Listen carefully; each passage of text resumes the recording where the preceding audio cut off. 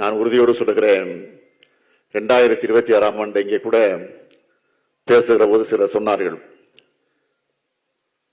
கண்ணப்பன் தான் பேசுகிற போது சொன்னார் 200 அல்ல 220 வரும்னு சொன்னார். என்ன கஞ்சம் அதில் உங்களுக்கு? 234 சொல்லுங்களேன். வந்தாலும் ஆச்சரியம் இல்லை. எனவே போகிற இடங்களெல்லாம் நான் அந்த வரவேற்பை பார்க்கிறேன். ஒவ்வொரு மாவட்டத்திற்கும் போகிற போது நான் 4 கிலோமீட்டர் 5 கிலோமீட்டர் நடந்தே போறேன். அப்ப மக்கள் திரண்டு வந்து வரவேற்கக்கூடிய காட்சியை பார்க்கிற போது உள்ளபடியே மெய்சிலுத்து போகிறேன்.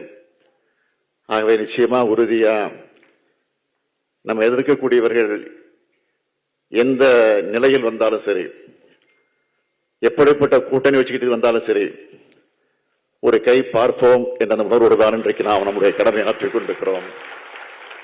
இதை பற்றியும் கவலைப்பட வேண்டிய அவசியம் இல்லை. அது வருமான வரித்துறையா இருந்தாலும் சரி, அல்லது புலனாய்வுத்துறை அந்த துறையாக இருந்தாலும் சரி, சிபிஐ என்கிற அதை வச்சு மிரட்டக்கூடியதாக இருந்தாலும் சரி, இடி என்ற அந்த துறையை வச்சு மிரட்டினாலும் சரி, அதை பற்றி கவலைப்படாமல், ஏனென்றால் நாம் நெருக்கடியே பார்த்து வளர்ந்திருக்கக்கூடியவர்கள் நாம்.